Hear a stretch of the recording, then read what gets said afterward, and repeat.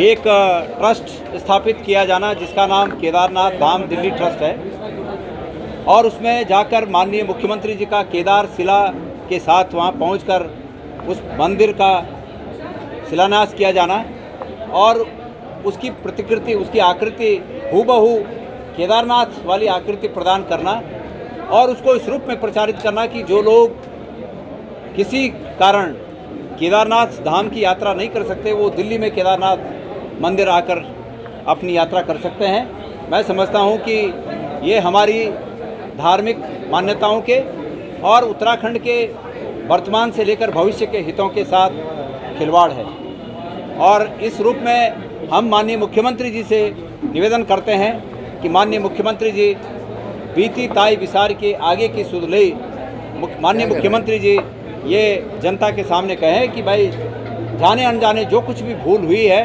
हम उसको ठीक कर रहे हैं, हम वहाँ से केदार शिला वापस ला रहे हैं। माननीय मुख्यमंत्री जी स्पष्ट रूप से दो टूक मेरी इन बातों का आप जरूर उत्तर दीजिएगा। नंबर एक बात, ये कैसे आपने अपने को उसका स्वामी मान लिया, उस शिला का स्वामी मान लिया जो शिला केदारनाथ से जाकर वहाँ पर दिल्ली में उस मंदिर के फाउंडेशन स्टोन में जिसको रखा गया, वो शिला, उस शिला का स्वामित्व तो किसका है? नंबर एक बात, मैं नहीं मानता कि चाहे मुख्यमंत्री के रूप में हो और चाहे पुष्कर सिंह धामी जी की इंडिविजुअल हैसियत के रूप में हो, केदार शिला पर कि किसी भी व्यक्ति का, किसी भी सरकार का अधिकार और स्वामित्व नहीं हो सकता। वो उत्तराखंड की, मैंने पहले ही कहा कि वो उत्तराखंड के आध्यात्मिक संपदा है, हमारे भविष्य की आशा है।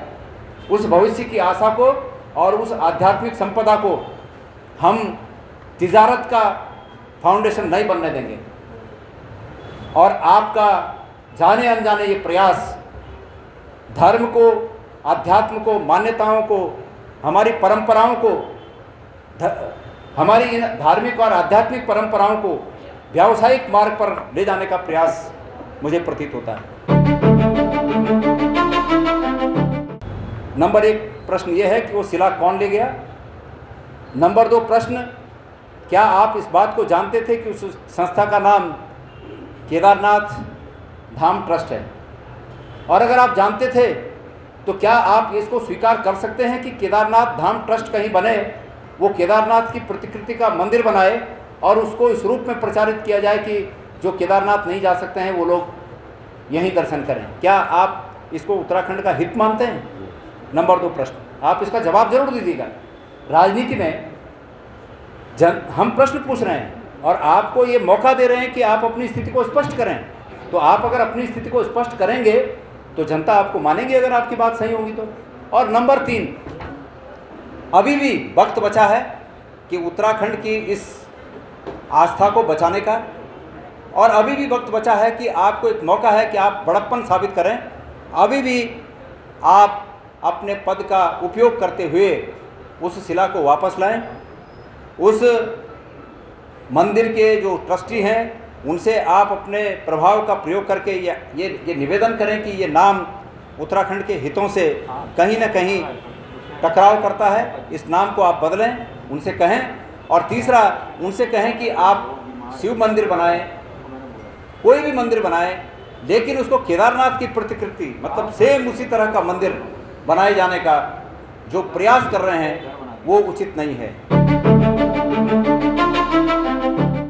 जनता के मन में, आम लोगों के मन में यही प्रश्न है कि ये शेर की खाल में वास्तव में भेड़िए कौन है? जो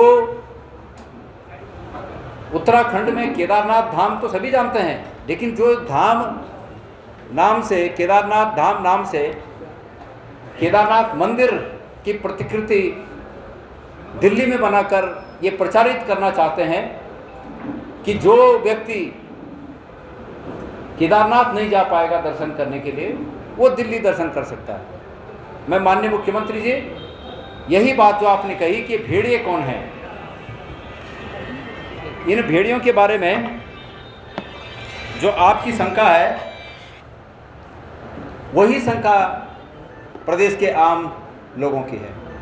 वैसे मैं आपके माध्यम से माननीय मुख्यमंत्री जी को अवगत कराना चाहता हूं कि लोगों के मन में ये आशंका आप ही के प्रति है, क्योंकि आप ही उस कार्यक्रम के हीरो थे, आप ही उस कार्यक्रम के मुख्य अतिथि थे।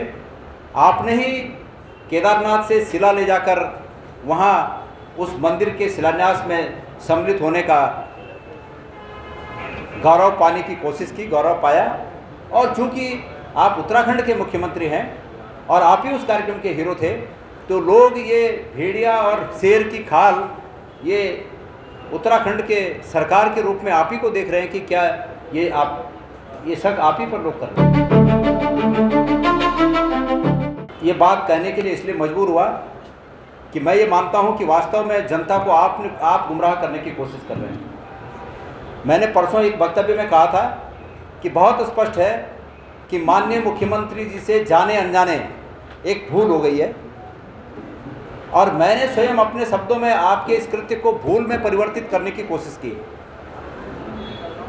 आपके इस कृत्य को मैंने सोच समझकर इस रूप में प्रस्तुत करने की कोशिश की कि शायद आपसे भूल हो गई, और आपका बड़प्पन होता कि आप इस भूल को इस रूप में सुधारते कि वास्तव में मेरे से भूल हो गई, और मैं उत्तराखंड की जनता से माफ़ी मांगते हुए अपने पद का उपयोग करते हुए उस संस्था को ये कोशिश करूँगा कि वो संस्था जो उन्होंने नाम रखा है केदारनाथ धाम ट्रस्ट दिल्ली, इस नाम को बदले। केदारनाथ धाम ट्रस्ट सिर्फ और सिर्फ बद्रीनाथ केदारनाथ मंदिर समिति हो सकती है। मैं उम्मीद करता था कि आप ये कहेंगे। इसमें जो भेड़िए वाली बात कही है, शेर की खाल में भेड़िया, मैं केवल मुख्यमंत्री जी से पूछना चाहता हूँ, क्या उन्होंने ये शब्द आदरणीय शंकराचार्य जी के लिए कहे हैं क्या? क्योंकि कल शंकराचार्य जी ने ये शंका जताई, जिसके लिए पहले हमारे पूर्व अध्यक्ष गोदियाल जी ने प्रेस की थी, मैंने भी की थी, कि केदारनाथ मंदिर से 223 किलो सोने की चोरी हुई है। और हमने कई चीज़ें कही थी, कितना उसमें कोडिंग की गई, कितना लगा, 19 घोड़ों में सोना आया था, अखबारों में आप सबने भी पढ़ा लिखा, और वो गया कहाँ। और इनके जो अध्यक्ष हैं, जिनकी बात अभी आदरणीय गोदियाल जी कह रहे थे, उनके खुद के पत्र हैं यहाँ के चीफ सेक्रेटरी को कि साहब केवल 2 पुलिसकर्मी 230 किलो सोने की रखवाली नहीं कर सकते, हमको एक्स्ट्रा रखवाली के लिए दिया जाए। वो गया कहाँ? ये प्रश्न आदरणीय गोदियाल जी और मैं पहले भी कर चुके हैं। तो ऐसे लोगों से न्याय की उम्मीद करना बेमानी है। और कल शंकराचार्य जी ने खुल के इस बात को कहा, उन्होंने कहा कि 228 का है किलो सोना चोरी हुई, उसकी जांच जिन लोगों ने नहीं बैठाई, उनसे हम न्याय की उम्मीद कैसे कर रहे हैं। मैं एक चीज और जोड़ना चाहता हूं, पुरातत्व विभाग इन सभी स्थानों पर सक्रिय है, और हर मंदिर पर पुरातत्व विभाग ने लिखा है कि यहाँ की संपदा से, यहाँ के पत्थरों से, यहाँ की चीज़ों से खिलवाड़ नहीं किया जा सकता, वो दंडनीय अपराध है। तो यह अधिकार मुख्यमंत्री को किसने दिया कि वो केदारनाथ की शिला को लेकर यहाँ से दिल्ली गए? क्या मुख्यमंत्री के खिलाफ पुरातत्व विभाग कार्रवाई करेगा? और ये वहाँ के पुजारियों से, वहाँ के अधिष्ठान से क्या इजाजत ली गई पत्थर जाने? और श्रेष्ठ उत्तराखंड पर खबरों से जुड़े रहने के लिए चैनल को सब्सक्राइब और लाइक करें, बेल आइकन दबाएं और देखते रहें श्रेष्ठ उत्तराखंड।